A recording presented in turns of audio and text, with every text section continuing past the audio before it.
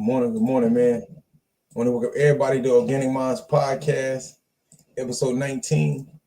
It's a blessing to be on episode 19 because we just getting started, getting everything together. For the new year so far, we had to interview a couple of things tapped in, and I wanted to get at y'all this morning and talk to y'all about some of the topics that we coming through. So good morning to everybody. For all my morning smokers, go ahead and light up, do what you do. For all my people at work, for their headphones, for my people sitting back, enjoying, networking, allowing everybody to be better. I just want to say good morning. All my people on Facebook, good morning. People on YouTube, hit the subscribe button. My people on Instagram. And I always say that because it's a reminder to hit the Instagram button. For my people on Instagram, let's get them in here. All right, we in the building. And this morning, we're going to talk about a few topics. One of the topics that we're going to talk about, because I'm just give you the headings before we get started. Hold on a second, y'all. Here we go. So this morning, we're going to talk about a young girl who's staying in a place and she let her old landlord basically have sex with her for rent payments. And I guess she got tired of it. So when he came by, she recorded the interaction. So we're going to talk about that on the spiritual level, like the mindset and what's going on in the world and how to navigate this as a woman and why you don't put yourself in them situations, right? Secondly, we're going to talk about Angel Reese deleted her Instagram and the backlash. And remember earlier this year, I was telling everybody that some people made it seem like that I was tripping because I was making an issue about Angel Reese and how she's going about her modeling and, the pictures she made, like Halloween and all of the shoots she be doing, which I understand. And I did have to think about it, like, the WNBA don't pay as much money as the NBA. So I had to catch myself and realize that it was easy to judge Angel Reese. I still stand on that she shouldn't be doing certain things. But when they're not making nowhere near the money the men, I think even college basketball players probably make more money than them the men. So they have to find other avenues to be successful and financially sound. So we're going to speak about that situation and what happened with the backlash she got. And I found a video about Iraq being a Stargate. And he break down some information. And the city hidden in North America's cliffs is our last topic. So like every morning, man, I just want to say to everybody, the goal of the show is to continue to bring awareness and information about ancient history of America, China, Africa, and the rest of the world. At the same time, keeping up with relevant events and the things that's going to allow us as people, like all humans, to move forward. And for all my history lovers that always love it, every show I always bring you a certain amount of history, just for my people that's always been around for the beginning and common knowledge. So this morning we're gonna get it started. Y'all know how I like to do. We're gonna start with my intro. Let's make sure everything good. Okay, we're in the building. Let's go. Tell us about your father. Sorry, guys. My joint is clearly, it was acting up.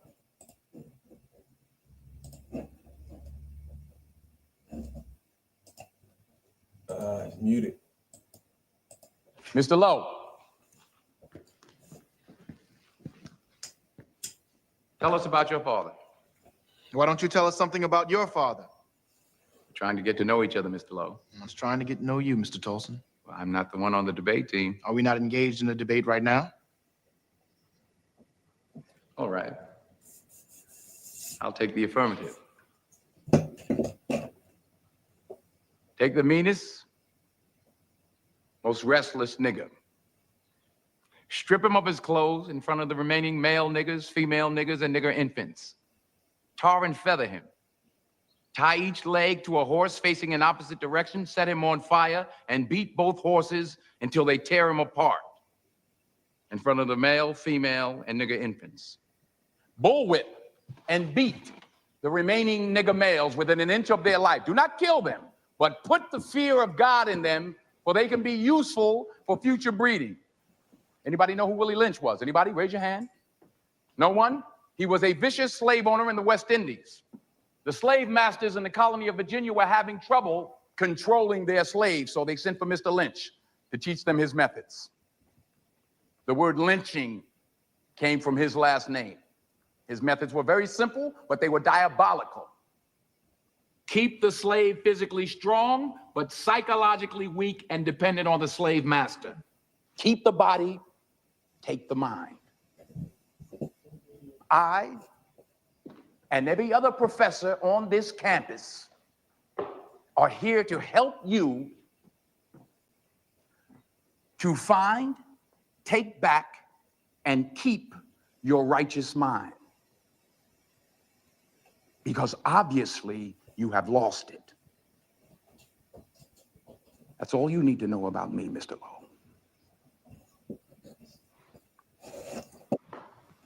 Class dismissed. So as you see, I say every morning, the goal of this, for me the last couple of years, not just on this podcast, is to help you free and unlock your righteous mind. Because the goal in everything that we've been doing, if you look at the last couple of years in life, in the music industry, and the movie industry, and all businesses around the world, from politics to the presidents, they're taking us year by year. They've been taking us further and further away from ourselves and our righteous mind. And it's to the point where I watch the culture of Black people in the world today. We have become a entertainment culture and just something for movies, music, and acting, but no true value.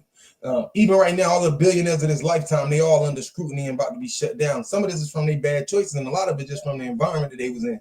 And I tell people all the time, remember, when you look at R. Kelly, Diddy, Jay, and not making no excuses from them, when you look at these people and you see the crimes they committing, I want you to remember when they got to Hollywood, there was people doing what they're doing right now, like sex rings, all of this, and this is how they became so filthy rich. Once those people passed or got elder, they just stepped into those positions and became the new party holders and shit, if you want to be real. But of course, in order to tear them down, the people before them, you know, a lot of the white guys or a lot of the people before them, because Clyde Davis, one of them, he wasn't a white guy, but some of them, they didn't get tore down. They stayed in the positions that they were in, and they never did anything other than that, right? As far as like, they never went against the grain, so you never seen them fall or go through any type of turmoil, right? Hold on, y'all. What?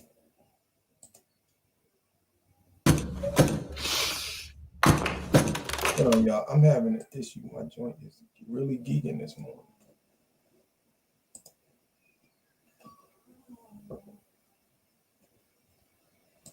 Hold on, you guys.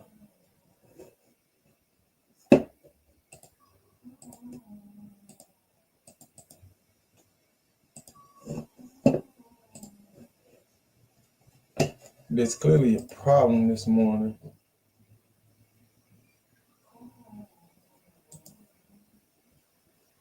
Here we go.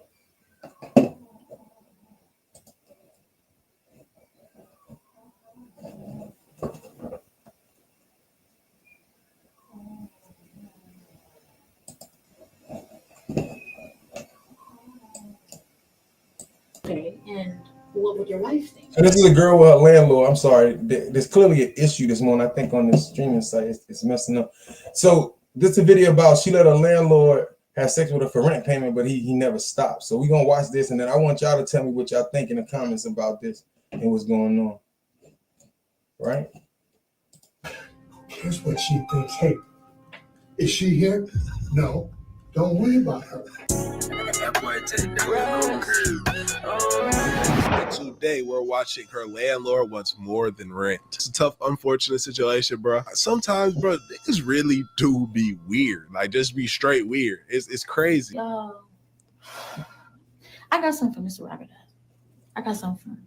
Because if he think that just because it's time to pay rent again, he's about to he got something coming for him. Nah. Like, he's in my house right now. He's in my living room. Asked him to leave and he will not leave. But it's cool. Law. It's cool. Stay there. The police plus a lawsuit. I'm getting all the money. I ain't ever got to worry about rent again. Now I have something to show your wife. Ooh. Since you think you can use me, okay, cool. Because I may pay my rent late, but I still pay it. They're beautiful. Oh, nah. Nah. Just a minute. Hey. What the fuck? This nigga's opening the door? Yo, what It's been a the long time. Hey, Mr. Robert. Well, you know why I'm here. Mr. Robert. I don't want to do that anymore. Anymore. anymore. So she done did it. And he done got, okay. Some things are, so she did it. She did it. Did this before. She and that's part of just the issue. Was like. So I want to say from the beginning, I want to say this to all the women out there that's in these situations when you renting from men and landlords, that listen, your body is always on the table. I try to explain this to women in all facts at work, regardless of what you feel, because I know women that say, well, you know, they don't want to believe that they always on the table. Rather how nice people are, it's different ways of going about it, but 98% of the time you're on the table as far as you're on the plate sexually. So when you're doing with rent or certain things, once you open a door, right? There's some people that is gonna be like, oh, all right, well, I'm gonna take this certain months because they could be all right. Like we deal with somebody, he might own 9 properties. He don't technically the money that he don't need it, but he can find other ways. And so that's the issue. Don't open them doors and be careful. See, when society and our community and women made it, okay, girl, don't worry, just get over on that man, pay that rent, this and that. This can lead to very sick things. Damn, I ain't doing this no more. I'm paying it late, but you know what I'm saying? He probably okay. He was like, damn, that shit was hitting. I gotta see you about that again. Okay, then you got the month's rent. Can I just please have a little bit more time? No, look, you know that. Your small business has unlimited potential. Spectrum Business is built to connect you with that potential. I just think the whole scenario is crazy. Let's see where it goes and where it play out. I want y'all to write in the feed how y'all feel about this, because I'm open to it. I just want to know how the people that's watching feels about this and everything that comes with it. I just think it's a bad idea. If my advice to women is to never put yourself in that position, because you open up a door that person will, even when you got your money, sometimes I don't want that, I want this. And look at the problem. Like she said, he's downstairs already. She's been there, he hasn't left. So now she got to basically do stuff to get him out of there. It's a situation that you keep separate from like your house, your rent. You don't want to, it's not a good thing. I don't care. Even though you feel like you're getting over at the moment, look at what this could lead to. A little bit more time. No, look, you know the deal. And we've done this before. And I think it's a pretty good deal for you. I mean, you don't have to pay anything. So no rent if she gets a smash. Okay, and what would your wife think? Who cares what she thinks? Hey, is she here? No, don't worry about her. Okay, Mr. Robert, little old freaky ass. Mr. Robert, little old freaky ass, bro. He whatever his wife not doing at the crib, because he not getting what he want at the crib. He done offered this shit because she thinks she look good, and she gave it up. And now this nigga like, man, hold on, man. I mean, you got the rent, or you don't gotta pay nothing. He weird opening door. He's still a weird ass nigga, but he is providing opportunity. What is it? What do we gotta do? Okay. Shorty just be like, no, fuck no, Mr. Robert. No, nigga, no. He already pressing up, oddball, weird ass nigga. You know what I'm saying? And it's different if he start attacking. Now we got a real issue. You know what I'm saying? I told you that last time. See, when we say that though, when we call him an oddball, weird ass nigga, then we also gotta respectfully call her an oddball, weird ass nigga. See, and that's why I brought his feet up here too, because we attacking him, but at the same time, both of their character on the table. Same thing I tell my daughter, my lady, anything. At the end of the day, when I hear all of this stuff about respect me, I'm a woman, I'm a lady, right? Then you got to hold yourself to that standard at all times, right? Now, we all human to make mistakes, but remember, he's a weird ass nigga, but he knows, look, this is what I want black women to understand. The world knows that you are motivated by money or opportunity. The whole world knows it, because look at the rap videos, the music, everything in the world, and they see for what's going on. When they look at our Facebooks and our lives, they're watching. And so when other men or other cultures see you, they know that the best way to get a black woman is to proposition her with materials, with money, with possessions, because that's what they know that the black woman lacks, and that from TV and in the culture, this is what it seems like what she's want that's being projected. So he is a weirdo, but sometimes we got to say that her doing this in the first place created this weirdo environment. He wouldn't even be suggesting this shit or doing nothing technically. And I'm not saying he wouldn't have said it, but if she said no, we wouldn't be here, right? And stood on her square about it. So it is weird on both sides, right? Because no, it was weird for her to want to do this. It's weird for women of any culture to think that this is okay. And then when you tired of it because it make you feel bad, which is your right, but now, oh, he's doing too much. He is doing too much, but at the same time, why did you even create this opportunity in the first place? Was the last time. So Okay, but you don't seem to get it. You're either gonna take your clothes off and do what we did before. I mean, we've done it twice already. So we can do it again just like that. Nobody has to know. I'm just gonna have to tell your wife, Mr. Roman. Oh, okay. Yeah, that wasn't smart. That was not smart. You don't just outward say that. I'm gonna have to tell you. I would not have said that if I was her. I would have kept that shit because this nigga not finna attack me. Okay, I'll put her out on the street just like I'll put your ass out on the street. Oh, okay. Don't worry, I pay her rent too. I see. You know, I pay all her bills. So he's not violent. He's not violent. Okay, look, are you you're gonna either do, what do you want me to do? Hey, I'll take you out on a date. Will that help? Damn, No. Will that Mr. Robert. make you feel better? No, Okay. no, it wouldn't. No. Okay, look, you got about 35 minutes to take off your clothes. Jesus Christ, Right Mr. out here. Robert. And we're gonna do it, and then you can pay me the rent later. You won't have to worry about it anymore. No, I'm not doing it anymore. So You did it I'm not. before. What's so hard about doing it again? Mr. Robert, no. Just give her the eviction notice. She said no. Give her. Right now, at this point, he is going way too far, doing way too much, and involved like he is. So at that point, yes, super weirdo. At this point, right? You can't deny that, right? So he is pushing the line way too much. So that right there, from there, and I'm only saying that she's weird because she created the opportunity. So we got to be fair on both ends. There's two issues here. He's just going a bit way too overboard. But like I'll keep saying, remember, ladies, do not create this opportunity. No, do not exchange things like this for them because you open doors and fantasy. You got to know your power as a woman, especially a black woman, right? You seduce the planet. That you have become the world's every fantasy for the world. So be careful. Per your eviction, you can't stay here no more, and go. You're almost the same age as my dad, and it makes me feel gross. Like, what if I was your daughter?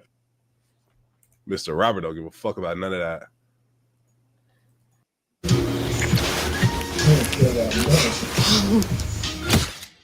It's like he's so focused, like, you know, that's just to tell you the mindset of once certain people are locked in and it's happening, like his mind, he like, man, we done did it before, you tripping what you never done. That's how he looking at it. He don't care. As my dad, and it makes me feel gross. Like, what if I was your daughter?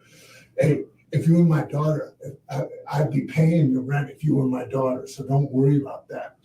Okay, let's figure it out. Have you really made up your mind about this? Because that's going to be it. Your ass is going to be out on the street. Okay.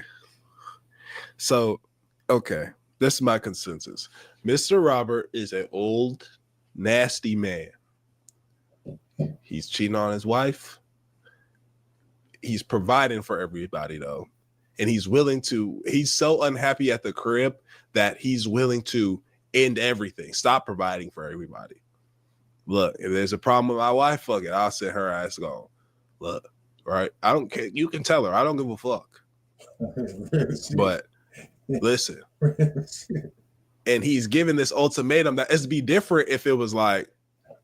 And then I want to say this too. I hear a lot, even when I was like through the years, I hear a lot of them say, "Oh, he's nasty old man." Like, okay, what do you expect? One day y'all gonna understand. Older man's the older one. Old man, he's older. He doesn't have the physical gifts and the attractive nature of all of the shit on average. They don't have, and what they do have is they might have established a couple cars because they're in a certain part of their life where they're not making the same choice, they're not spending money. So they got finances. They're gonna proposition these finances at you, young ladies, and shit like that, and they're gonna proposition this shit a certain way because that's what they have to their benefit. And only thing they have to rely on, as sad as it sounds, they want something, so they're trying to give something as an exchange because they don't feel like they can match. Like, that's why he's laughing. Like, look, he already knows he's older. He can't. So it's like, in my opinion, it's kind of like saying a 60-year-old man, he's not about to do all the extra going around the board and shit. He's older, so he's like, yo, you young, I know you don't want me, so I'm gonna throw something in your face that you would like. Not saying it's right, But that's what he's using, because right now we live in a world of manipulators. The young men gonna use what they got, they looks, their possessions, their money. The older men gonna do the same thing. So it's like everybody playing a game, playing it to their best to try to get the attention of women. And you know what I'm saying? And y'all gotta know how to navigate this shit. And that's the sad part, because I'm pretty sure that this happened out of necessity for her. That's why she feel bad. She probably did it because she was like, I ain't got my money, I don't want to be in the streets. And then first time she did it. And then it ended up happening again, and she did it again when she probably able to save her money. But now it's kind of like, I don't want to do this. But he like, shit, you know, we done been locked in already. So he is coming off crazy, but at the same time, he also coming off like, okay, we want to take you out, well, let's figure it out. Not a violent person. He's just a man that, you know what I'm saying, they done did it already. So you got to realize how he's coming from an angle of that. Not that it's right, but it's been normalized. Look, you can't stay here, and I don't care if you pay me the rent or not. You go and do, that's different, right? This nigga's trying to get a form of payment. Where he's fucking up and where he's being even weirder and odder is he's not taking no. She says no, it just needs to be like, no, bet, okay. Yeah, at that point, after you say it once or twice, like at first when he was saying it, because it's kind of like, you know, they done did it already. So you like, girl, what you gonna do? Take your clothes off, oh, right? But after the first minute or two, you can clearly tell reading that he just doesn't care. So that's where he becomes super perv, and just an aspect of lack of care. Because then he goes from, he's on it. He never came in this in the aspect of care, emotion, love, wine and dine. And he came in this from a payment for exchange of services. So that's why he treating this the same way he would treat damn near a prostitute or a hooker, because he realized he's offering her a service. He knows she don't like him. It's something that she want, and that's fucked up as it sound. That's why he coming at it like this. You don't want to do it no more? Fine, for sure. You know what I'm saying? Last times were consensual. Fine. No, you don't want to do it no more? Bet. We ain't got to do it. But I need that money or you got to be gone. It's unfortunate. I hope she can get something right and get a new spot. But damn. Yes, I have. Okay, well, you got 12 days to get the hell out of here, because I'm not going to put up with this. Well, she gets more than 12 days. You gotta go through legally and stuff like that. She gotta do stuff. See you later. So that's what makes him wrong. Because now, if it was just about that, he could have went about it completely different and said, okay, no, all right, bet. Well, you know the process we got to go through with the courts, A, B, C, and D. You know what I'm saying? So hopefully you get the money together, and then, you know what I'm saying, if you get the money, call me, or we will go through this process. But hey, you know what I'm saying, blah blah blah. He could have did it a completely different way, but he's guilting her and he's using it against her because he knows she needs and stuff like that. And that's the control factor, and that's the reason why this shit become this. And now, from that perspective of how he went about it, especially once she made it completely clear, that was real weird. That shit was weird as hell how he went about it. But this is the situation of when people going to use their opportunity and their positions against you. The same thing that is going on right now, I want you to the same thing that was going on in hip hop when it came down to, if you want to, like, this is the same shit Diddy was saying to men. Well, all right, well, you're going to be back on the street. You know what I'm saying? Fucked up selling dope back in prison, looking stupid. Can't afford your bills. Same shit. You see what I'm talking about? You see what I'm talking about? You know what? Forget showing his wife. We're going to tell the world. We're going to tell the world. We're going to show the world what kind of monster Mr. Robert really is. Like, I literally just lost my job 2 months ago. So it's not like I'm freeloading. And what is Mr. Robert supposed to do, though? I mean, I guess just kick her out, yeah. And basically, I do deliveries, but like, y'all know how that is. It's just not. What he's supposed to do is, see, even in the turmoil, because the real question in this is, how did this conversation start? Who offered it? Who propositioned it? Was it him? Was it her? How did it go about? Because we get the end when she's tired. And I'm not knocking her, but we don't know how it started. And it's like, that's why it's like you take him to court, but then you get to court and they want to know, they're going to dig into detail who started the proposition. Was this offer? Well, I don't got the money, but we can, you know what I'm saying? How did this start? Right. But where he went with at the end, either way, he's wrong, because what he was supposed to do is just say no. Especially being an older man, no, I'm fine, just have your money and stuff like that, so that you don't end up here. This, to me, this was not the way to go about it at all. Either way, because even if it was her offering it, it's still gonna affect your businesses, how you gonna rent, because now look what you did to yourself, because now women ain't gonna rent from you because of this situation. But it could be other women that said, I rented from Mr. Robert for 20 years and he never made the proposition to me, or I never gave him the opportunity of certain things. So how do y'all feel about it? That's what I want to know. at making ends meet. Sorry. And I don't deserve to be slutted out just to have somewhere to lay my head, bro. Like, that I shit know is you not don't. cool. You So, don't. y'all, please help me spread the word about Mr. Robert. Wait, so what? Okay. I mean, hey, again, like I said, so he said, Mr. Robert, you're a weird, nasty, dirty man. You're a weird, nasty, dirty man. But ma'am, you do gotta go ahead and get out. You do have to get out. Because you're not trying to do that. Respectfully so. That being said, man, let me know how y'all feel in the comments. Like the videos. So I just thought that was crazy in this whole origin. Right? Tell me how y'all feel about that in the comments on any page, because I definitely respond back, because I just want to know how y'all generally feel about that circumstance situation, right? To make everything really be better. Like I really think that that's weird. You know what I'm saying? I really think that whole situation is very weird. But on to the next situation. Angel Reese deleted her Instagram after backlash from the NYE video. Now remember, earlier when I started the podcast like a month ago or so, I said that I disagree with how she was dressing and modeling and doing all of this shit. But I do understand, like I said earlier, that WNBA players don't make much money. So she has to she has to find ways, she has to be creative about how to leverage her talent, like endorsements and right. But if she wants to keep her integrity, she shouldn't be, she's an athlete.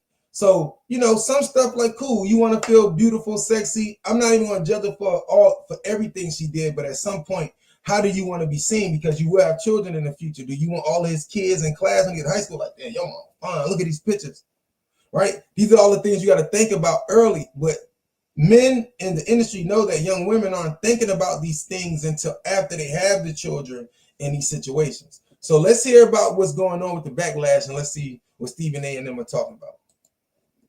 Tori Cooper, the one and only Tori Cooper, is here with me right now.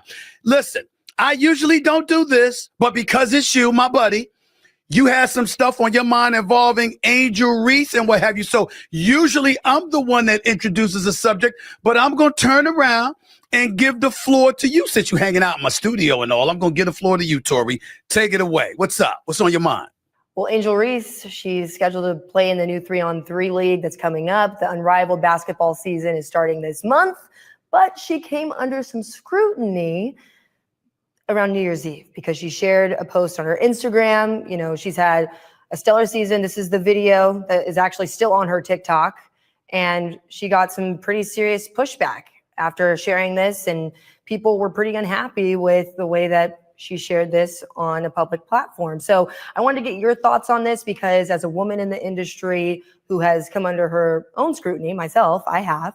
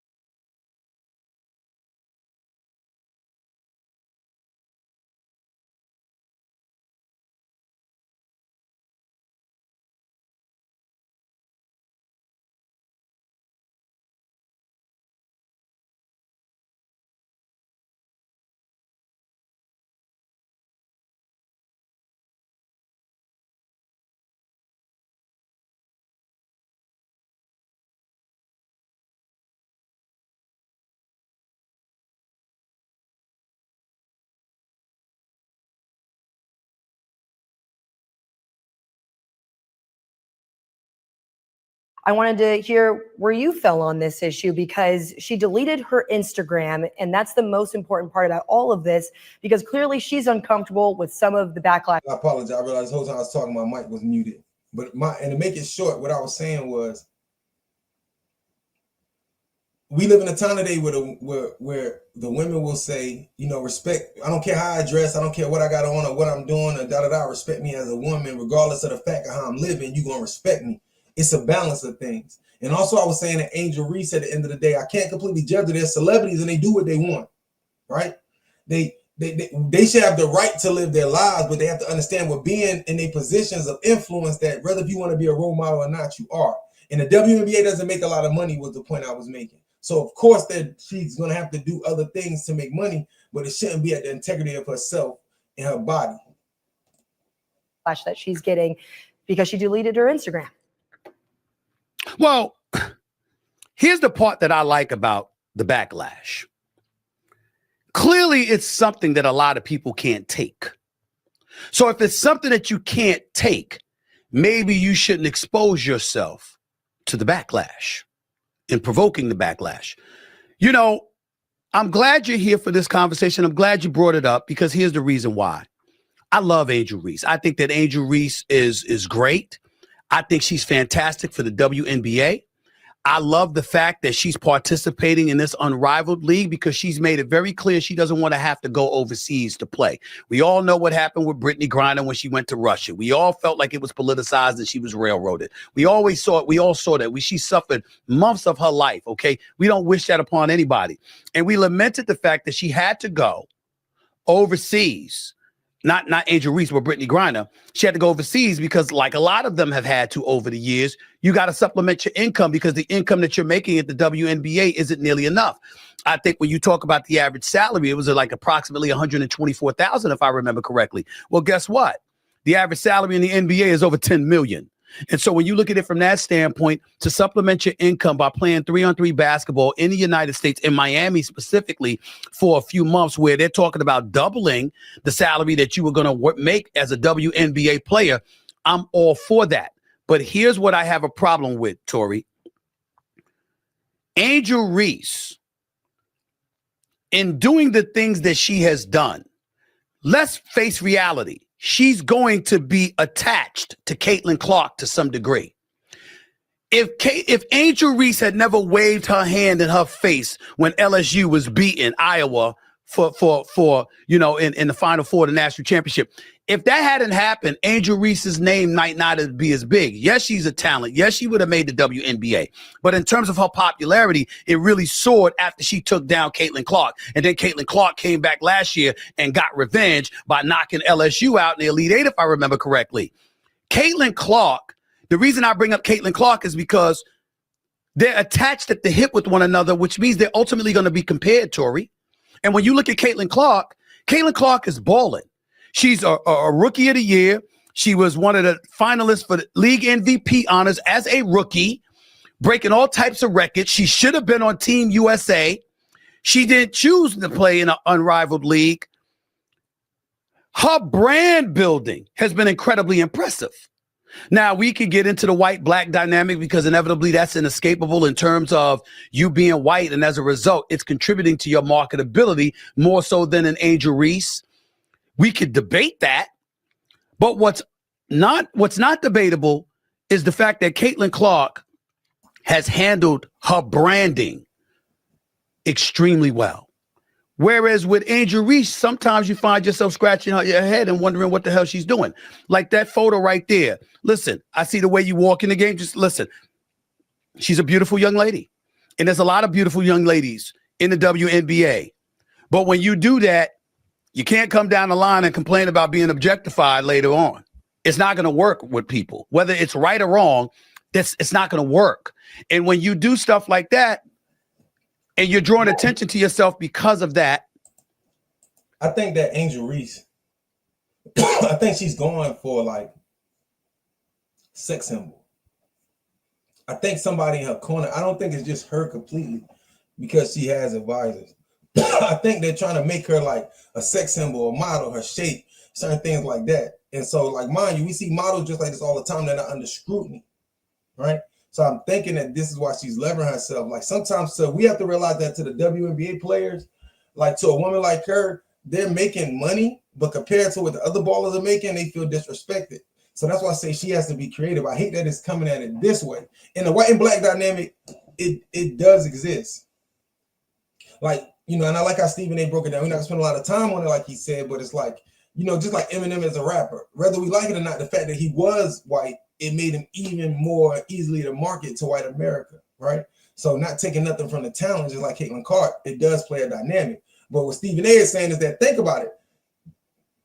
When you dress like this and when you do this in the future, in 4 or 5 years, when you start talking about respect and how people view you, they're going to say, well, this is what you gave us. This is what we judge you off of, right? That can be problematic for you, especially when the comparison is going to be drawn to Caitlin Clark, who isn't doing such things. That might not be fair. I'm not saying it is. And you certainly have the right to dress how you want and to do what you want and to live your life. But people have a right to have their opinions about what you put on display. And if they don't like it and they believe that it's not the right thing for you to be doing when you talk about building your brand, I don't know how you can argue that, Tori. That's my struggle. Well, we have to. Before Tori responds, I will say this. When we talk about brand building and see the manipulation, they convince the women that it's like, you can build your brand. Brand building take hard work. Like all the years I've been in there with the music, this is hard work. It's tedious work. You got to fight for your name and your brand.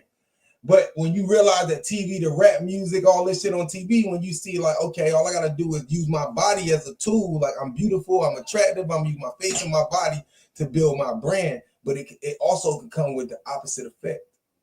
You know what I'm saying? Some girls can do this and they can get popular and famous and nobody has nothing to say. But let an WNBA player or a lawyer or somebody else sustain something, and everybody gonna tell us she wrong because of the title, and it's like you're in the profession of the righteous technically, and then but the marketing schemes is this, right? So let's see. I want to hear her point of view of this and see how she comes at it as a woman of today's time. Remember one thing: she's not Caitlin Clark, and we can't ask her to be anyone else besides herself, and especially not right here. We're not going to do that. We want you to be you. We love seeing the great parts of your journey, but we also have to remember she's 22 years old, and I have no problem sharing my age.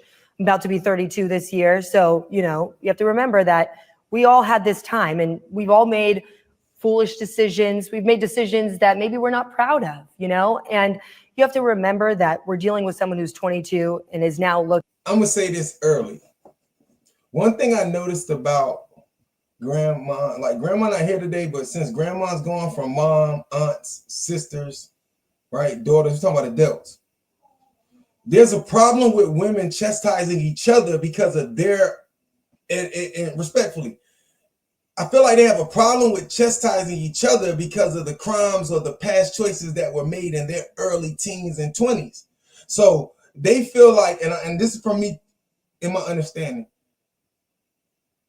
at the time when they made their choices, they were judged by everybody, so many, their peers, their mom, their aunts, like, yeah, that's wrong, right? So it's like this whole thing of no judgment, it can't exist for anybody, man, woman, or child. We can't let children grow up and we say, we don't judge them, they just kids. That's a horrible excuse, and that's justification, and that's as a deflector, right? Because where's the accountability? See, in the culture, where whether man or woman, we need somebody. Remember, you're 32-year-old woman. Yes, you don't have to attack her, and we're gonna let her finish talking. But at the same time, you also have to understand is that okay, as if this was your younger sister, are you gonna go to her if you really want to help her, if you really love her, you're gonna go to her and say, well, girl, be it. You got the right to be yourself. You're an individual. You don't have to be like Caitlin Clark. You don't though, and I agree with that. But when I say you don't have to be like Caitlin Clark, you don't have to live up to those standards, but you never see her naked anywhere. Look at the difference of mindset of the two cultures. She's a white girl, right? And I'm gonna use the term, and Caitlin Clark's a white girl, and Angel Reese is a black girl. Caitlin Clark is not doing all this. And a lot of people say she don't got the body right. If she did, would she? That's the question. Right? But the fact of the matter that they say, oh, it's unfair because we got bodies and stuff like that. But it's like, ask yourself, when I talk to my sister, or I would expect that somebody who really cares, that's mature in the mind, being older, I'm going to understand you. But at the same time, I'm also going to try to help you make better choices. And some of the things I'm going to say to you, it's gonna rub you a little wrong, but it needs to be said by somebody of elder who's been in your shoes. Look, I did this, and I know how you feel. But remember, individuality is not of nature or God or anything except for selfishness. The individual woman every woman can't be represented as the individual woman, because regardless if it's 2 billion women on the planet, if all of them are individuals, then that means there's no collection of women, there's no standard as a whole, then that's just everybody want to live their way.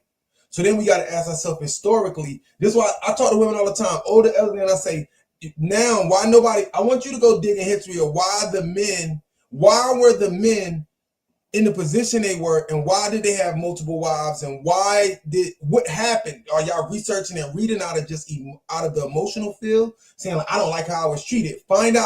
You have to find out what was going on at the time, what had happened, what the men were doing, what the women were doing, what was the relationship dynamic, and all of this. But what I've seen from her beginning statement is she's saying, well, she's an individual. Individuality, independency is opposite of nature. Man was not created to be alone, so there's no such thing as individual. Man and woman was made to find each other. Not a perfect match, but two that love each other and willing to work through everything. Good, bad, and different. Right? The perfect man, that shit on a perfect woman, it's about two people who get on the same accord that agree to work things out on all levels. But I'm telling you, when I hear, like as a man, we talk to younger guys and we talking about stuff, we hear them and then we go at them, but because we understand it, so we're going to say, I'm talking about, right, because it's not all, but we'll say in the same situation, like, bro, you got to do better. You have to, let's say right now, because right now in the league, let's say, who we going to say? Jokic.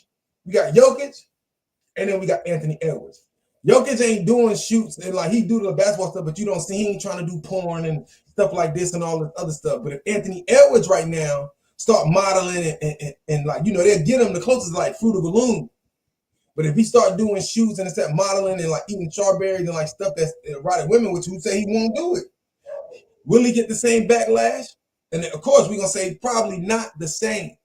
But if it's too far, like to the point where it's over sexualized, because we don't even Michael Jordan and certain players, they are not. Can you name me a male NBA player that's over sexualized?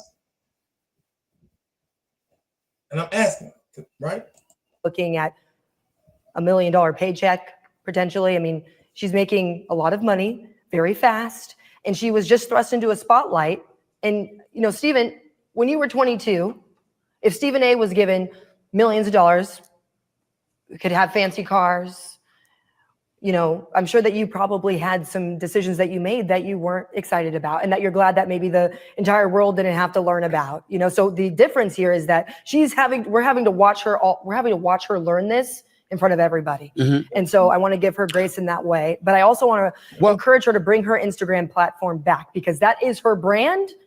And she built that for the last X number of years, and now she can use it as a platform to market herself. But you have to be cognizant that no matter how you step out of your house, you are now Angel Reese, and you will always be picked apart, unfortunately. It comes with the crown. You're a queen. You're beautiful, So you just have to remember that if you aren't ready for the scrutiny, if you're not ready for the heat, then, you just got to be mindful that what comes with it. You have to be mindful with what comes with it.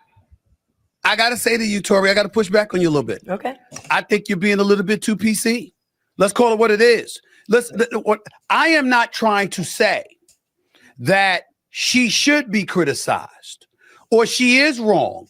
What I'm saying is, by pulling it down, clearly you felt there was something wrong with it. Now, yes, you are 22. Yes, you are young. And there's a lot of things that we didn't want people to know about when we were her age. Fair enough, especially me, okay? Because I'm 30 plus years removed from that age. I got that part. There was no social media then or whatever. But here's my point to you.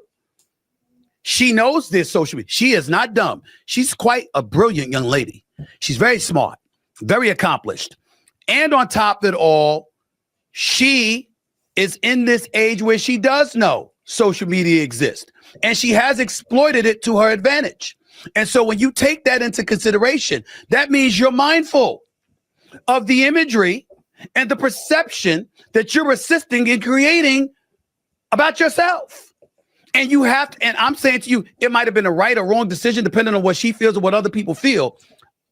Not only about yourself, but think about her, Angel Reese, and Caitlin Clark were more popular than the men basketball players a year ago. So they got followings like the males, and that was beautiful to see. So outside of herself, what they're not addressing is what about all of the 10, 11, 12, 13, 14-year-old, 5, 6, 7, 8, 9, 10, 11, 12, and up women and little girls who are looking up to her and seeing this. They're gonna feel like the way that children look up to things is like, I need this. I would say, yo, Michael Jordan got this, or Vince Carter got this. I need those shoes because what I'm saying, it's attached to the person that I rock with. That's the brand. So when they see that, that's what they're gonna say. They're gonna mimic the people they look up to. It's on that, and I like that Stephen A. was like, I'm gonna be real with you. I feel like you PC, but it's only saying like, yes, as a man, I understand her argument because when people younger, they got stuff right. But okay, so what happened to making good choices? Because it's to the point where I've heard this so much from different women. Like, well, who didn't do this and that, we all had a whole phase. I seen some women go live this year, like not all of us. So at what point did the whole phase in the ratchet shit in the naked shit? Why is that a thing? Why is that something that's not a natural phase? Because it hasn't always been happening. So when did this become accepted, and why is this normalized? And why when you normalize something like, oh, we all been through it, girl, you'll grow out of it, instead of trying to help and make sure that they don't go through that, that's when these babies created. That's when these unhealthy relationships with child mom and dad are created during these times. So what happened to raising the children to grow up to make better choices instead of making them fall victim to the same cycles that we were in? That's why this is kind of her first answer wasn't all the way right. I understand her, but it's still like you're not really, why be so gentle about it? Is it off of? I'm just saying that what's inescapable is that it's going, even though she's not Caitlin Clark, she's going to be reminded she's not Caitlin Clark with every good thing that Caitlin Clark does, because that was her number one nemesis in a lot of people's eyes, number one. Number two, she was seen doing various interviews and what have you, talking about threats, talking about insults, crying about how people were coming at her with such venom and hostility, particularly in her last year at LSU, before she ultimately graduated to the pros. She brought up all of these things, which means she was aware of it. And if you're aware of it, you have to understand that that's going to be part of the judgment that comes against you, fair or unfair. That's what I'm saying, Tori. The youth is dealing with this issue. Many of them believe that the more I share about myself, the more liked I'm going to be. People are going to know me off the basketball court. We want to know you off the basketball court. Stephen, I agree with a lot of the stuff you're talking about, but I just wanted to make sure we're still showing her grace and where she's at in her life, and understanding that, okay, look, she is 22 years old still. I'm not saying, but that doesn't get to the other point, that another take that I have on this, where the youth needs to understand that it's not all about sharing everything. It's about actually keeping a lot of this stuff intimate and private. Personally, I wouldn't wear that because that's not the way I want to be represented. Okay. When I personally, to put myself on Front Street, I wouldn't want my daughter to listen. My daughter's going to be in college in a few years. Tori, let me tell you.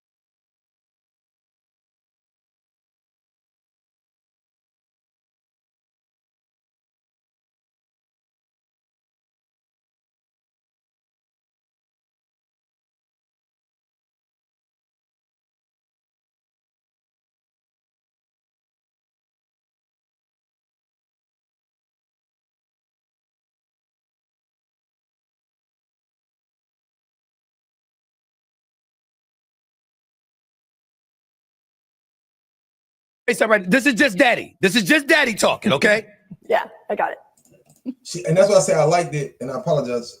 I like that she was accountable. I like that she did clear it up. And the only thing that was super important about this was saying that if she would have started the conversation earlier with what she said. So when at first she gave a cushion and a pillow, what felt like a deflection, not like she was holding her accountable. She just, right? And then she said, no, I agree with you and stuff, right? I agree. And I wouldn't wear that. If she would have started the conversation saying, when we dealing with the youth and the people coming up, let's stop making excuses for them. And she is like, no, I understand where you come from ethically, morally, and some things do need to be addressed, but I would talk to her separately. I would have said, look, I understand you 22. It changes the dynamic of how it goes, right? But what happened to us living properly? What happened to us at the right ages teaching our children to make better choices? What happened? My daughters are fully aware. Daddy had better damn well not see an outfit like that on social media. Now, I ain't judging Angel Reese. Live your life. I'm talking about my daughters. Right. I promise you. I better not see that. Hey, they could be in college in LA, in Boston, or anywhere in between. Daddy would drop the mic, hop in the car, on the plane, or wherever. That ain't gonna happen. You said, I'm not having it. That's me. So again, without judging somebody else, we understand that. And this is why women need their fathers. This is not an attack on Reese, right? Women need their fathers because even no matter how old you get, it's still your dad. They still need guidance even deeper than with their men and sometimes even their husband who don't have their best interests at heart, who's selfish and only give a fuck about themselves. But that's why women need their father.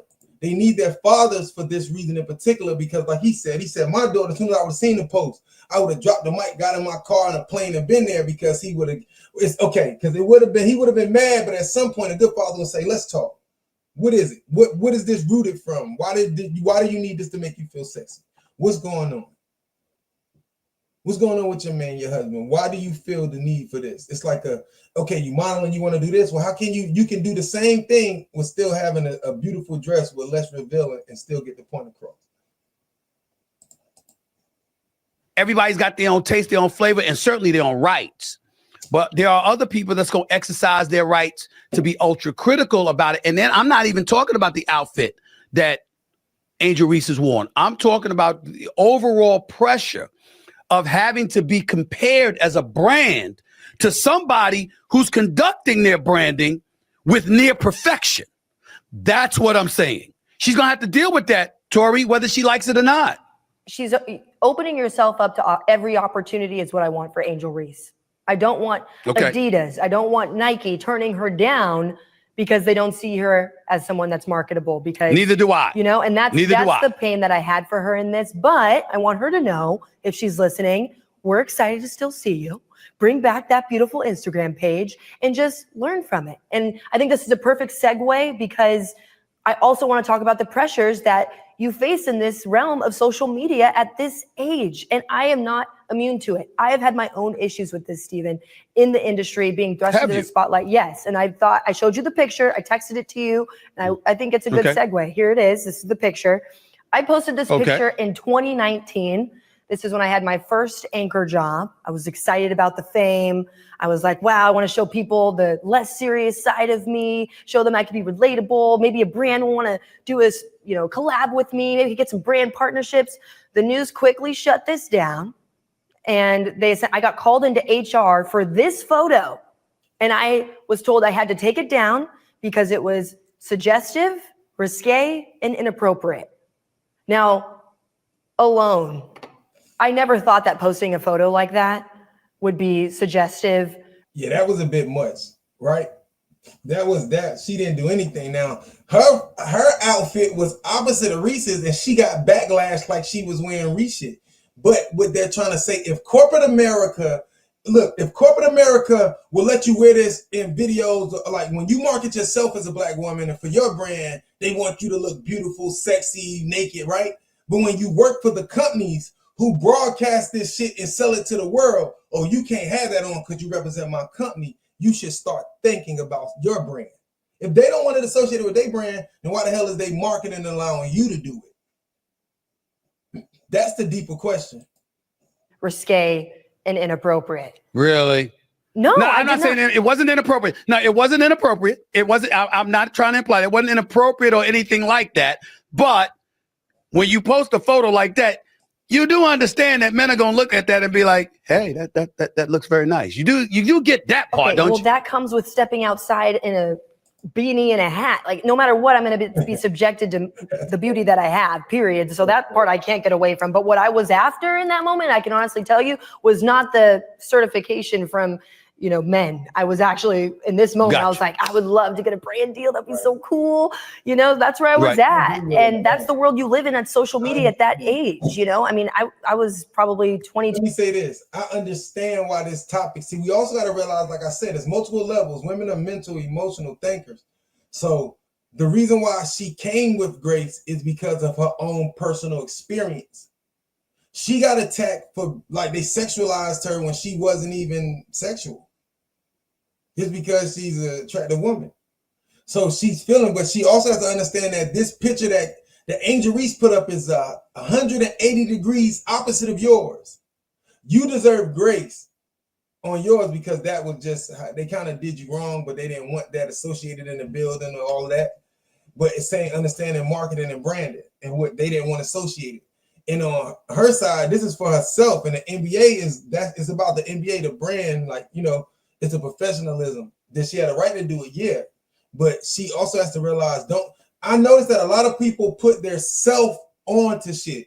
So in the situation, instead of being clear-minded, we gotta stop putting ourselves on the situation. When you hear a problem, don't put your experience on it. Just listen and give the advice from the true, pure perspective, not just from your experience. Use your experience as a guideship to help teach without putting the emotion and forcing it on, like, oh, you need to get rid of this person. You need to do that because that's not right because you're not living their experience. Actually at that time. And that's what I was after. And, I'm not speaking for Angel Reese. I'm not saying that's what she was after, but I want to tell you where I was at emotionally. I was excited about my fame. I was excited to be able to expand into different realms potentially. But again, look at that dress. That arguably to me, There's nothing inappropriate. I didn't think I was doing anything inappropriate, but apparently HR did. So this but HR. But I'm saying, but let me share this with you. Let me share a little story with you. First of all, let me say this to you. I've given advice to women in this industry more times than I can count. I have never given advice without being asked for it first. I don't volunteer it. But if you ask me, I'm going to give you advice. And I have told countless women over the years in this industry, the bosses are always watching. Whether directly or indirectly, there's always eyes on you. Okay? And so you could be in a nice dress. You could be on a red carpet. You could be on the beach on vacation or whatever. What you post is what they're paying attention to because they're trying to measure what your intentions are based off of what they see. The other thing that's important to point out, Tori, is this. Having said all of that, sometimes they're wrong. A lot of times they might be wrong. Yes. But you know what the golden rule is? Err on the side of those caution. who have the gold, those who have the gold make the rules. And so it fluctuates. It shouldn't, but it does. And there's rules that they don't want to, we don't want to act like it. There's rules for women. There's rules for black people. There's rules for other folks. Some folks don't have rules compared to what others have. And we continuously point to the level of unfairness that exists. But we ultimately always end up concluding it's inevitable. And so you have to be mindful of it all moving forward in this industry. That's what I had to say about that. Younger kids right now are also not able to see 40 years from now. You post that photo, you're not thinking, what's this going to do to me 40 years from now? Think about that. When you post this, what's going to happen to my sponsorship? And my last thing is, if you're a young member of society today and you have social media and you are big time, just remember that you need to have advisors around you, paid advisors, as well as people who knew you before your fame. That's great advice. Because That's great advice. Beyonce, she had her mom on tour and her cousin right out the gate. She wanted eyes around her who were paying attention to the world she was going to be living in. And the people right now who are going through this, who are facing these moments, who are thrust into the spotlight, take a look at your advisors around you. Do they have your best interest? And if you do get pushed back in this way, ask yourself, who were the people around me during that time? And what do they say about this? And keep that in mind, because your reputation, at the end of the day, you have the power over that. Tori Cooper, you're big time, girl. Appreciate you. Right. I know you got to It's catch a great to be flight. here. Thank you so much. All right, we'll talk. My best advice in that situation is just, and I say this to all the women out there, whether the corporate world or all the fields that you could be in, understand the world. So it said you need people behind you that knew you before the money in the business, who got your best interests at heart, who gonna be real with you. And then you need paid advisor or two around you who has your best interests at heart for your branding and marketing. And you got to find that. And that's the key. Know how to navigate the world you in, because like Stephen A. said, the point that as men we try to explain to y'all is the world isn't fair. There's rules, like he said, for black men, there's rule for black men, there's rule for black women, there's rule for black people, there's rule for other races. And then there's people with no rules, right? And remember, the people with the gold make the rules. So the people with the wealthiest people gonna make the rules and bend, and that's what it say. When you own something, you make the rules. So often on her side, they wasn't right. Angel Reese, it's her right to be able to do what she want to do, but understand that sometimes just because you have the right to do something doesn't mean you should be exercising that right because it's not good for you or the person. Now, we're going to check this out, Stargate in Iraq, and I'm going to let this speak for itself, and we just going to vibe out and watch this.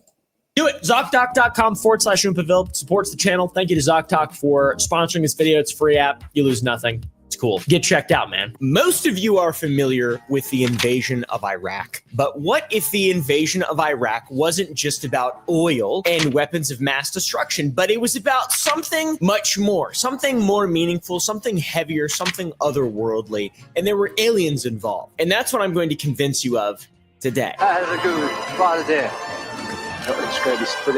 There is a conspiracy theory that you may or may not have heard of regarding the true intentions behind the United States invasion of Iraq. Saddam Hussein wanted to make Iraq a regional and perhaps a global superpower. He spoke about himself as the new Nebuchadnezzar. The theory would have you believe that Saddam Hussein was in control of a Stargate and the United States invaded to seize control of this alien portal before he could use it. It sounds far-fetched, but this theory is widely believed. By the way, little appeal to ancient knowledge here, to Hermeticism. The conspiracy predates the 21st century.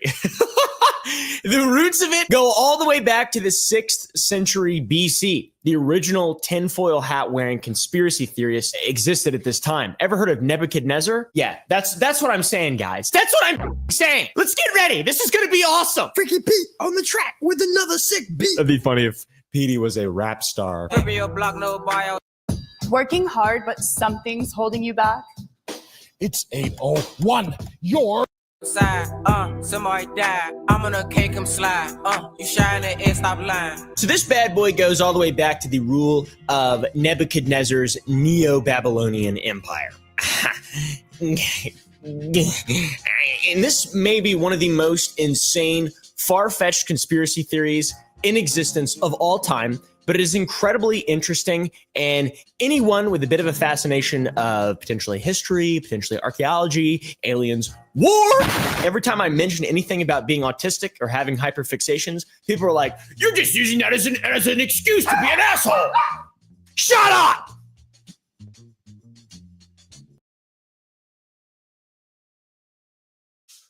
Do I look normal?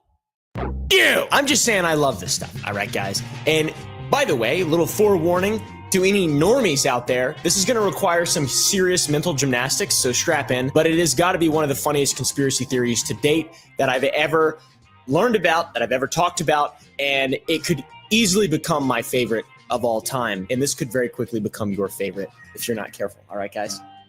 All right, guys? And girl? And the Great Ziggurat. The location we're talking about is called the Great Ziggurat of Ur, or Ur. The ziggurat, is it ziggurat? It can't be ziggurat. That's what I've been saying my whole life, but I sound like an idiot. Ziggurat, pronounce. Ziggurat. Oh, fuck. The location we're talking about today is the Great Ziggurat of Ur. The ziggurat is a giant structure that looks like a fortress in its own right. All right, it's massive, perhaps perfectly sized to hold a Stargate, maybe. I don't know, you be the judge of that, all right? You guys are very, very judgmental in the comments. This bad boy now looks very different than it did when it was created. As you can see here, we're on the top level, or I mean, not the top of the first level. Top of the ziggurat. The first level of the ziggurat. Okay. And that would have been the second level right there. The ziggurat was the crown jewel of the city of Ur, and Ur was a city that could be seen as the heart of the world at its peak. Do you remember the old days, the old times? Have you ever read about the old times? Everything was small back then and simple. The area is now known as Iraq. You're familiar with it, I'm sure. Saddam Hussein, the Iraq invasion, etc., etc. The decision of one man to launch a wholly unjustified and brutal invasion of of Ukraine. Iraq, anyway. It used to be called, in the ancient times, Mesopotamia. Mesopotamia is often referred to as the Fertile Crescent or cradle of civilization due to the ideal nature and conditions for humanity to evolve technologically, sociologically, aristocratically. Now we're a technocratic feudalist state. And it's all thanks to Mesopotamia, guys. Triangle. Conspiracy. Mesopotamia is an exceedingly fertile plain situated between the Tigris and the Euphrates rivers. For 5 millennia, this small strip of land situated in what is today Iraq, Kuwait, and Syria fostered innovations that would change the world forever. Some technological innovations directly attributed to this region are things like writing, let's see, the wheel, let me think, maybe agriculture, and irrigation. This is all according to the incredibly valid source of history.com. Because, they kind of the History Channel fell off a little bit, all right? I can do this type of shit. The History Channel does nonsense like this legitimately. And they do a good job, to be honest. I am so hot in this jacket now.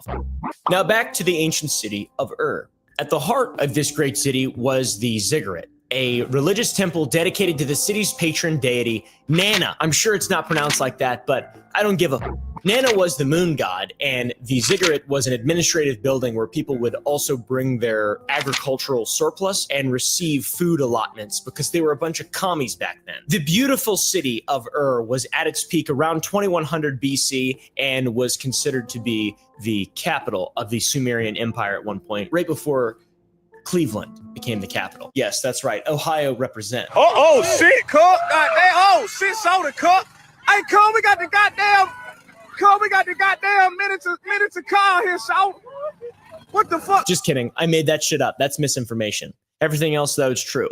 Everything else factual. Ur, positioned directly on the Euphrates River, was a hub of trade, and it had massive defensive walls, districts, canals, surrounded by farmlands. It was a beautiful, magical place. Oh, to have lived near Ur in 2100 BCE. Or BC. Let's just go with BC. As you might guess, Ur wouldn't stand forever, and it's a city many people likely have never heard of, or at very least haven't thought of in years since they've been out of school. And its decline could be attributed to many different things. The Euphrates River would change course over time, and now Ur falls south of it. Salination of the soil greatly impacted agriculture, and the backbone of Ur's economy was agriculture. So, talk about total destruction of a city. You reroute the river and then you over-salinate the soil. Thanks, Jod. Jeez. Maybe that's what you get for worshiping false idols like Nana, though.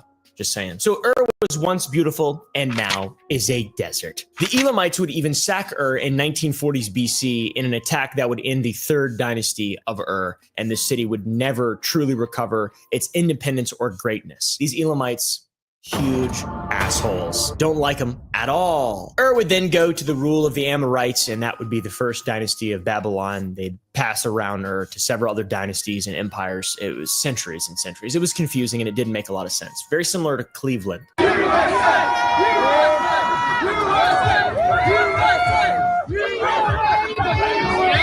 So it would seem that Ur was a city resigned to its fate, falling further and further into ruin.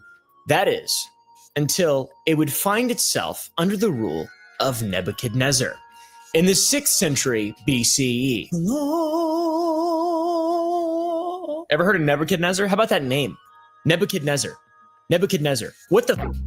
Who names their kid that? Holy shit. I'm naming my kid King Solomon. Just kidding. I'm naming my kid Nebuchadnezzar because that's a sick name.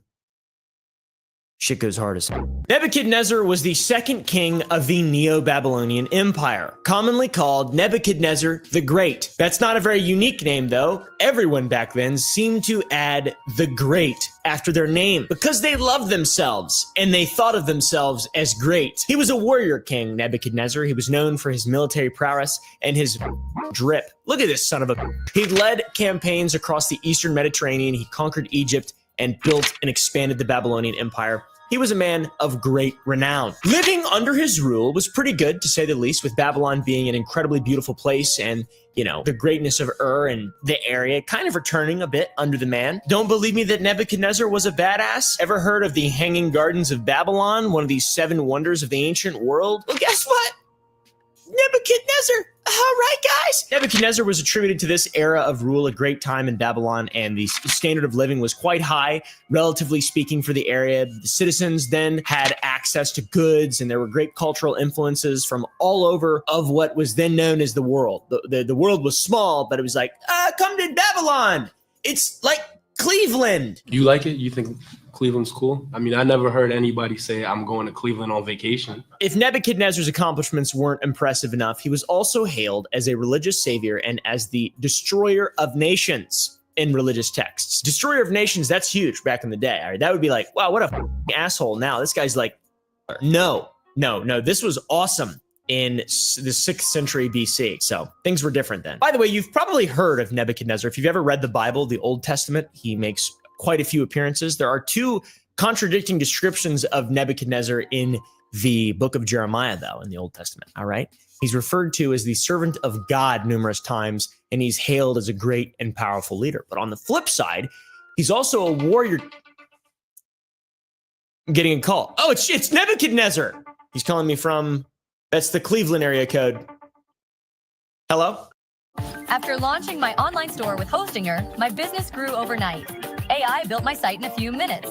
Anyways, you'll find Nebuchadnezzar talked about in the Old Testament. He is referred to as a servant of God numerous times. He's hailed as a great and powerful leader. But on the flip side, he's also a warrior king, and he's attributed to the destruction of the kingdom of Judah after he sieged and eventually conquered Jerusalem. This rapscallion looted the temple of Solomon and brought back the temple's 3 wise men, Shad, Mesh, and Abe, to Babylon, along with many other Israelites. So he's kind of like an interesting guy. He's talked about many times, many different places in the Old Testament. Our old boy Nebuchadnezzar demanded fierce loyalty like many kings back in the day. And in the book of Daniel, when he brought those he had kidnapped from Jerusalem back to Babylon, it is proclaimed that everyone must have fell down and worshiped the image of gold set up by King Nebuchadnezzar. I assume, and if not, you die. I'd assume you die. You'd get killed. You'd get your head removed from your body. When music played, by the way, it's important to remember that this is a society of great beauty and great progress, very liberal. So when the music plays, it was horns, flutes, lyres, harps, pipes, and zithers, which are those boxes with like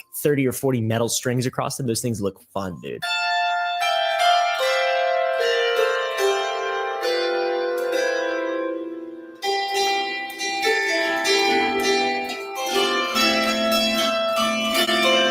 And those who didn't follow these directions of worship with the music were to be thrown into a blazing furnace. All right. You tell me how good of a guy Nebuchadnezzar is. All right.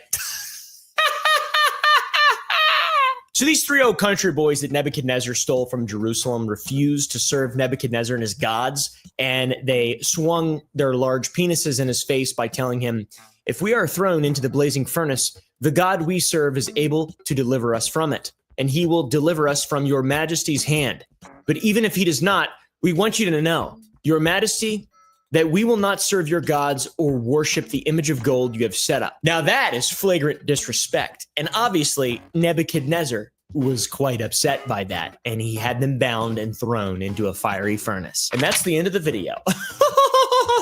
Just kidding. That's not the end yet. That's up. And you see, this is where things become quite strange. According to the book of Daniel, the furnace was so hot that the soldiers who were tasked with taking the 3 wise men there were killed by the flames. And the 3 wise men would fall into the blaze, but rather than burn and die, they would come out of the fire and they wouldn't be alone. Interesting. Interesting. One of those wraths. One of those wraths. Ooh. Oh, shit. All right. Any rational, logical man in the time of Nebuchadnezzar would think that Shad, Mesh, and Abe would be dead or dying, having fell into that massive blaze, tossed into the massive blaze. Even the men that led them there died. So it would be surprising when Nebuchadnezzar would see those 3 men walking around, and this time with a 4th. Who the? They were unbound, unharmed, and there was another guy. Who's this other guy? Is that Donald Jafari? Sometimes down at the pub they'd call me Dan, but my name isn't Dan. I was once visited by an alien species. They referred to me as... Fuck! It is! No, it's not. It's not. It's not JonTron. It's not JonTron.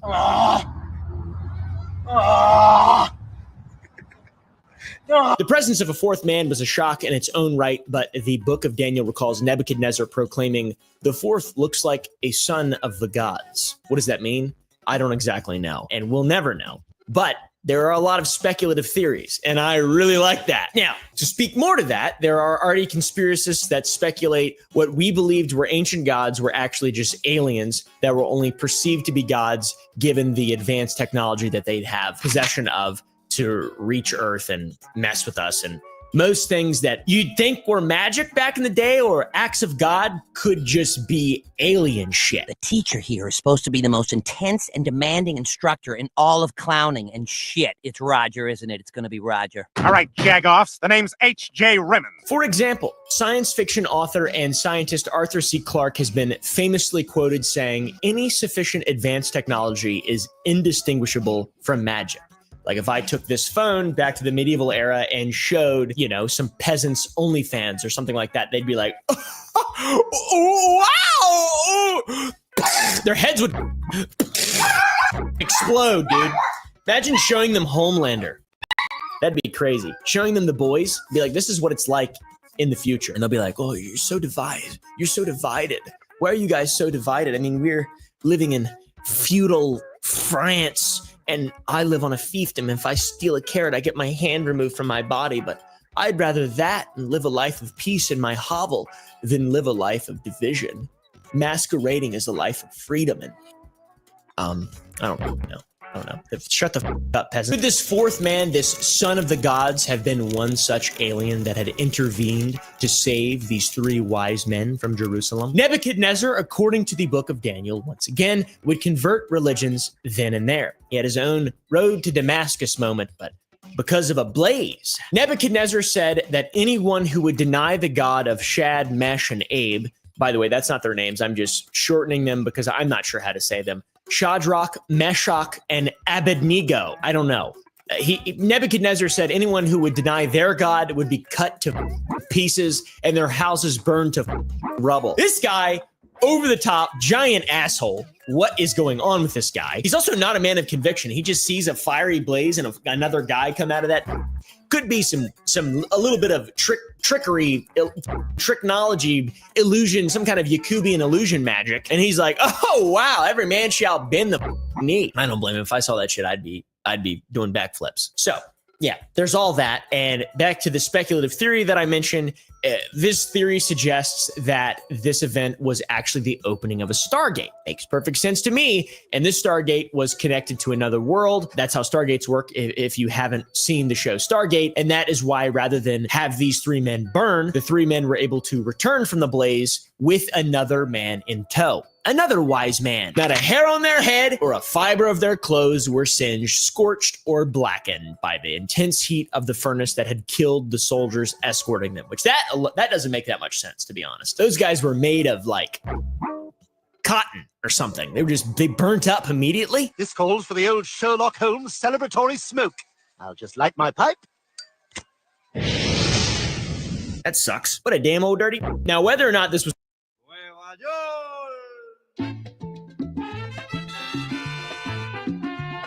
So Stargate might require a level of mental gymnastics. For me, it doesn't. I just believe things that I read instantaneously. Now, it isn't totally known where this took place, obviously, but if one were to try and argue that this did take place in Ur, you could point to a footnote of the following Bible passage that describes how the astrologers that did come forward to denounce the Jews when the music played, they were Chaldeans, which another name for Ur was Ur-Kasdim, which translates to Ur of the Chaldeans. This name for Ur is present in the Torah and in the Hebrew Bible. The taking place of this event in Ur is very important because of the location of the Great Ziggurat of Ur. We need this religious monument in the story because that's where the Stargate is, all right? And the Great Ziggurat of Ur was rebuilt by Nebuchadnezzar during his restoration of Babylon. So if there was a place to hold a mass proclamation of faith from those you'd conquered and make a spectacle of executing those who did not convert, why wouldn't you do it from such a grand religious structure that subsequently holds a Stargate? These are the mental gymnastics that I was mentioning earlier for some people that they may have to take, and the suspension of disbelief required for this conspiracy to hold water. And I hope you guys are still thugging this one out with us, because it still gets crazier. This is just the beginning. This is just the beginning. So after these events, little information is known, nor is it really relevant for quite a while. But we do know that King Nabonidus, the last king of the Neo-Babylonian Empire, continued the restoration of the Great Ziggurat of Ur. We also know that in 1850, the ruins of the ziggurat were rediscovered by William Loftus, and it was in terrible shape and was largely covered in sand and dunes from over a millennia of blowing winds and just, I don't know, irrelevance of Babylon. Babylon really fell off, all right? Like, actually. Skip forward to the 1920s and 30s. That is when extensive excavation of the ziggurat would commence. Sorry, the ziggurat.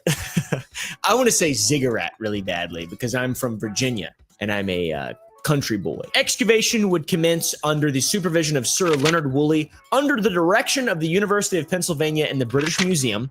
They discovered tombs filled with treasures, large paintings, and the body of Queen Puabi, who'd been buried with her 2 attendants. Now, what isn't mentioned is a Stargate, unfortunately, for me. But just because they didn't mention it doesn't mean that it isn't a thing that was discovered, because someone would find the Stargate if the theory, the speculative theory, is to be believed. And that person is none other than the reincarnation of Nebuchadnezzar himself, Saddam Hussein. Holy sh! Oh my, are you telling me Saddam Hussein is the reincarnation of Nebuchadnezzar? And he has a Stargate from 1700 BC? Fuck! Are you shitting my... Right now, are you shitting on my penis? Don't shit on my penis. That's rude and weird. Some people might like that. I don't like that. That's unclean. I'll burn you in a fiery blaze.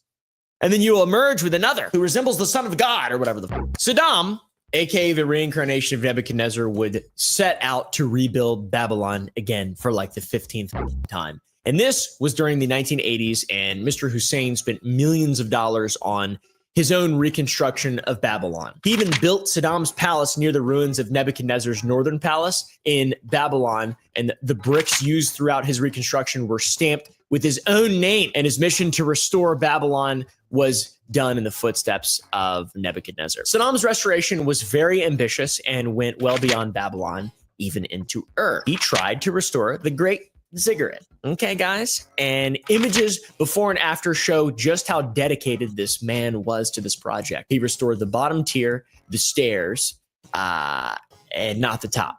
The ziggurat, the top of it, wouldn't reach completion. I mean, check this out. It looks pretty cool. I want one of these. I'm going to build one of these. Just kidding. I'm not going to build one of these because that would be stupid as fuck. Also, side note, I almost bought one of Saddam's golden revolvers one time. I was outbid by a little bit. They weren't that expensive. They were surprisingly cheap, but he had a bunch of golden revolvers. I almost bought one. That guy stole a lot of gold from the people of Iraq.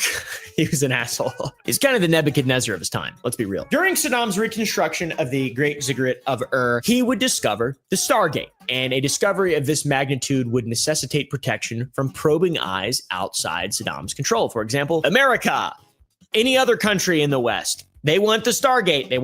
They don't want this guy, if true, to have a portal to another world that was used to be in control by a god king, Nebuchadnezzar. What the fuck? The location of the Ziggurat of Ur and the Stargate was within a security zone when Saddam and Iraq had control of the area. It was an Iraqi Air Force base. Now it's like an airport or some shit like that. But for a while, when we had control of it after we destroyed them, it was Camp Adder.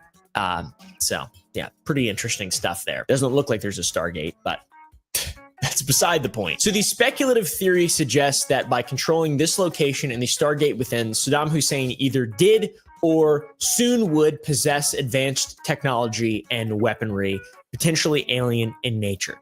Whether or not the weapons were from the stars or a portal to the stars was present there, there still is a case narrative report from this fella, Bernard Rosker, who was a special assistant in the investigation of Gulf War illnesses, which is a huge phenomenon post-Gulf War. It's important to note, we went to Iraq twice, once during Operation Desert Storm, the Gulf War, and then the invasion of Iraq in 2003. Or Iraq, whatever. I don't know how to say any word ever. Operation Desert Storm resulted in a lot of mysterious illnesses, and they claim they know why. One of the theories is that there was chemical alien technologies in Saddam's palace and the surrounding area. And by the way, why didn't we just usurp Saddam in Operation Desert Storm? It's because we wanted to remove Iraq and the Republican fucking entity from Kuwait. That was what we destroyed. The Republican Guard, 3 of the 4 divisions in like a day, essentially annihilated them. Could have completely taken all of it. We didn't for some reason. I don't really know exactly why. Let's ask the United Nations. Maybe they wanted to see if he actually was the reincarnation of Nebuchadnezzar and they wanted to give him a chance because everyone believes in second chances. So anyways, a lot of misunderstanding in the area of gray surrounding Desert Storm. Why didn't we remove Saddam Hussein from power then? And then we went back 12 years later, 2003, perhaps word of this discovery in a Stargate falling into the hands of an enemy. Maybe it didn't sit well with the Pentagon. Maybe they were like, well, we should have acted sooner. This is not our Nebuchadnezzar. This is our Agamemnon. So once again, in 2003, the United States Armed Forces, joined by a coalition of allies, invaded Iraq. And while the American people were told it was due to the suspected possession of weapons of mass destruction in Iraq, the Stargate might have been the real reason we went in, because there were no weapons of mass destruction. It was all a lie. It was all a lie. It was all fake, and it was all a lie. And thousands upon thousands American lives have been ruined. And not to mention the lives of Iraqis and people in that area. Holy shit. Shit, I don't know. I believe it. The real reason we went to Iraq in 2003 was because Saddam Hussein had a Stargate. I believe that. I believe that. Let me know. Comment down below. What do you guys think about that? Do you think this is the biggest drama the Middle East has ever seen? Let me know. America employed shock and awe tactics to showcase our overwhelming. Get game day deals on Uber Eats. This week, it's buy one, get one French fries from McDonald's. Power and domination of the sky and every other nation, including the one of fire. We conducted operations that were spectacles to the eye as well as very destructive, because we are very destructive. The goal with our shock and awe in Iraq was to paralyze the enemy with fear and leave them unable to react and respond to the invasion and demoralize them, etc., etc. Art of War Sun Pu, or whatever his name is. Sun Tzu, I forget what his name is. Sun Pu? Is it Sun Pu? No, it's Sun Tzu. In our second go-round in Iraq, 2003, we employed shock and awe tactics yet again and demonstrated our overwhelming superiority in power in every single way, specifically from the sky. Our planes and jets and bombers and globetrotters and helicopters and paragliders are awesome. We conducted operations with the intent to paralyze with fear, destroy the Iraqi Republican Guard within an instant. The United States invasion of Iraq began March 20th, 2003, and by April 9th, 3 weeks into the invasion, Saddam Hussein's, the statue of Saddam Hussein in Baghdad's Firdos Square was toppled in a monumental moment, signifying the great strides made in conquering Iraq and the freedom that we brought them, that we brought the people of Iraq again. For the second time. While victory was technically achieved, I guess, and was announced by President George W. Bush on May 1st, 2003, a month and a half after the invasion, is a grave danger to the civilized world and will be confronted. The next several months were spent dismantling the Hussein regime, and also golfing. Now watch this drive. I know you've got a Stargate, or I know you have a star door and your ziggurat, Saddam. We're going to dismantle your ziggurat. We're going to get in your star door. We're going to talk to the Anunnaki. We're going to talk to the aliens. All right, you son of a... In late May, the Iraqi army was disbanded, and in June, Saddam's sons Uday and Qusay were killed by U.S. troops in Mosul. In December, Saddam was finally captured and later executed in December 2006 following his trial. If Saddam Hussein had really controlled the Stargate or possessed advanced technologies, it's peculiar that the invasion was so swift and efficient at toppling his regime. Not only then, but also in Desert Storm.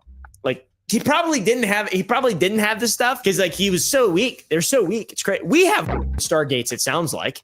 America does. So the Iraqi military was toppled quickly for the second time and fully toppled and removed in very little time. And he was driven into exile the second time in 2003 up to 2006, when Saddam was finally officially put out of his misery. So if Saddam Hussein really had a Stargate or possessed advanced technologies, it's kind of bizarre that the invasion was so swift both times. It was really swift in Operation Desert Storm, but we didn't fully topple the regime. And in the Iraq War, it was swift. And he was driven into exile very quickly, and his thing was pushed over. And yeah, it was embarrassing. And that makes me wonder if maybe there is another reason for the invasion of Iraq besides a Stargate or weapons of mass destruction that never happened to exist in the first place, allegedly, according to valid sources. The primary reasoning for the Iraq War and the invasion of Iraq, the second invasion of Iraq, was weapons of mass destruction. That's what I remember as a kid. He's got weapons of mass destruction. This guy, he's a bad hombre, all right? And I'm a puppet in a political dynasty. My father was the director of the CIA, all right? Shut up! Now watch this drive. Old George W. Bush was talking about weapons of mass destruction as if it were a matter of fact and not speculation. That was not the case. And there was no Stargate either that they found or told us about. So perhaps there was another reason we entered Iraq altogether. Have you ever heard of Gilgamesh, the Epic of Gilgamesh? The Tomb of Gilgamesh. This part's going to be pretty confusing, so I apologize in advance, but I'm going to try my best to combine this speculative theory, which involves Saddam, Nebuchadnezzar, and the Epic of Gilgamesh in one similar overarching pergola of ideas. So bear with me, son of... And press like if you also believe that this is true and happened and this is fact. After learning about Nebuchadnezzar and his story, and of course that Saddam Hussein believed himself to be Nebuchadnezzar, we have to explain some more important parallels between the two. As you know from the previous section and some of the stuff we've shown in this video, Saddam Hussein believed in some bizarre shit. But on top of it, he believed himself to be the reincarnation of Nebuchadnezzar. Born in Uruk, Iraq, and died in Babylon thousands of years ago. He believed this so much so, he would copy the story of the great king, carving his name into every brick, the same as Nebuchadnezzar did. Now, we've made this clear. We now have to go way back before Saddam. We got to go before even Nebuchadnezzar. 6th century BC, the guy was around. There's actual historical evidence that he existed. We have to return to the time of the Epic of Gilgamesh, when it was written. Have you ever heard of the Epic of Gilgamesh? The Epic of Gilgamesh. In ancient Mesopotamian mythology, there was a king of Uruk, a story of a man on the search and quest for immortality. He was 2/3 God and 1/3 man, a powerful and wise king, but also oppressive and arrogant to his people, a giant asshole. Common theme. This should sound familiar because Nebuchadnezzar was also this type of ruler. So was Saddam, but not a god. He was not 2/3 God. He died like a dog. He was good at hiding though, which god hid a lot. In the epic, the poor people prayed to be saved from Gilgamesh, saved from his harsh rule. So the gods create Enkidu, a wild man who lives with the animals. Now we have to point back to Nebuchadnezzar again, and in the book of Daniel 4:15-17, he is described to be drenched with the dew of heaven, and let him live with the animals among the plants of the earth.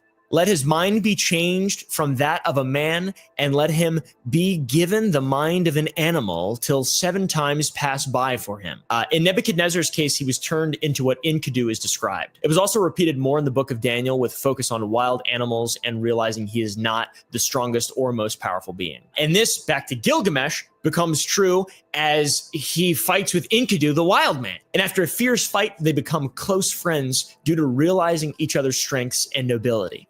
very awesome story. Afterward, they team up and head to the cedar forest to slay Humbaba, which is a monstrous guardian who exists in this domain. They slay the beast thanks to the help of Shamash, the sun god, Requiescatu Pace, cast Mumbaba. Then a great tree is cut down by Gilgamesh and Enkidu, a sign of challenging the gods, and this pulls comparisons to Daniel 4 back to Nebuchadnezzar, and Nebuchadnezzar had a dream and had yet to understand its importance. He talks about a great tree in the middle of the land that was so abundantly large that it touched the sky and was visible from all ends of the earth, which is not true because the earth is round. You know, we've known that for a very long time, but alas, because the tree was so enormous, it fed the land below and provided animals of the earth shelter and safety, and even the birds in the branches. The story is of Nebuchadnezzar's kingdom, according to Daniel, and his influence, how it stretched far and wide, and he had become a great and powerful leader. But he's eventually punished because this great influence by the Most High, and because of it, the tree will become a stump, and it's his kingdom falling, you know. So the Epic of Gilgamesh ties in quite closely to the Epic of Nebuchadnezzar, and we know that Saddam is the reincarnation of Nebuchadnezzar, okay? This is awesome, dude. So back to the Epic of Gilgamesh. It is not done. The story continues of Gilgamesh when the goddess Ishtar wishes to wed with Gilgamesh. However, he rejects her because he's got Riz, and because of this, she becomes enraged, and she sends the bull of heaven to punish him because he deserves it. In spite of this, and having since combined forces, Gilgamesh and Enkidu kill the bull. This angers the gods even more. These guys are rapscallions. Eventually, Enkidu is killed from disease, and he leaves Gilgamesh with his grief alone and terrified more of his mortality. We can compare this once again to Nebuchadnezzar, who wishes to continue his mighty empire forever, but he is merely a man, so he will eventually die. Due to the fate that Enkidu fell upon, Gilgamesh is determined on his quest even further, wishing for immortality. He is on the quest to find the Utnapishtim. This is the only human who is granted immortality by the gods. So he travels far and wide in search of this blessed being. When he finally meets the man Utnapishtim, this feller tells Gilgamesh a story about a great flood, which also aligns into the biblical story of Noah and the ark, and how Utnapishtim was able to become immortal, guys. There are how many flood tales and stories and Nebuchadnezzar's, and this is crazy. Utnapishtim then challenges Gilgamesh to stay awake for 6 days and 7 nights with no pill, no meth, to prove his worthiness. However, he fails because he is tired and a sleepy baby. However, it is not without some gain, as Utnapishtim's wife tells Gilgamesh of the secret plant to which he can restore his youth. However, when retrieving the plant, he loses it to a serpent while bathing. Guys, I hate it when that happens. My fountain of youth. Oh my God. Because of all this, Gilgamesh learns a valuable lesson and realizes that mortality is better and more beautiful in a regard, as his accomplishments and legacy left behind is still valuable in spite of him no longer living physically. And the importance of this tale is that the inevitability of death means that there is importance in your life, and you should live a full and meaningful life to compensate for a short lifespan. So it's a badass story, right? Like, it's pretty cool. A lot of good archetypes we're all very familiar with.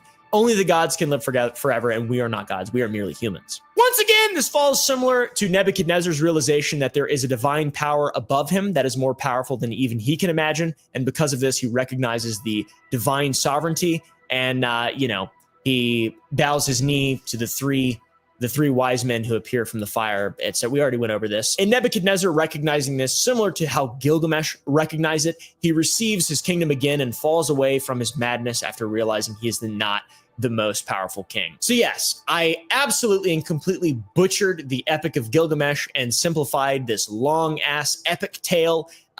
Butchered it every single way. I'm not a historian. If you want to read the story yourself, you can go ahead and do that. It's pretty good, honestly. The names are fun to say. And Humbaba, may you rest in piss. It is the oldest known epic poem in the world. It's pretty interesting to look back as far as you can into history, unless you don't give a but you should, though. It's pretty interesting. So how does this impact the legacy of Gilgamesh? Is he a mythological character, or is he a real man? It is believed that his life was in fact true, and he did actually exist. And despite the legend, the lands far and wide who had read his tale, people wonder if this was actually a real human being.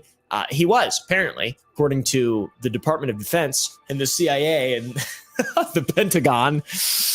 This is where stuff gets very strange, and you're really going to need to twist your tinfoil hat on very tight, because this is like a confusing 4chan type speculative theory. Gilgamesh is often referred to as a hero in ancient Mesopotamian mythology, and if you are familiar with the Epic of Gilgamesh, you know who he is. He's the king of Uruk.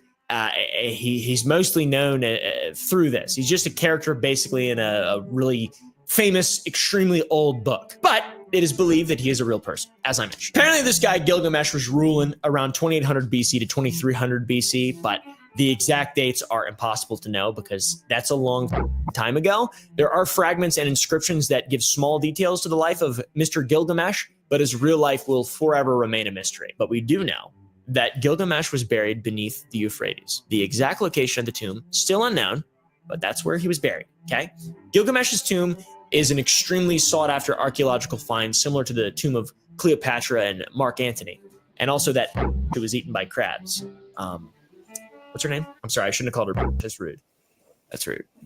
That's rude as fuck. I shouldn't have said that. I feel bad now. Sorry. I'm sorry. She was eaten by coconut crabs. So what makes the tomb of Gilgamesh so sought after is not only the contents within the tomb, the loot, as people say, but also the implications on the actual epic. Is it real? Is the story of is the Epic of Gilgamesh? It's another flood. Like, it's a huge thing that it would be cool to know whether or not a part of it is genuine. One thing ever tapping in today, we're gonna get out of here, man. Organic Minds. You out. Tell me how y'all feel. Everybody subscribed and everybody on the channels. Please give me feedback on the show. Tell me how y'all feel about it. Enjoy your day.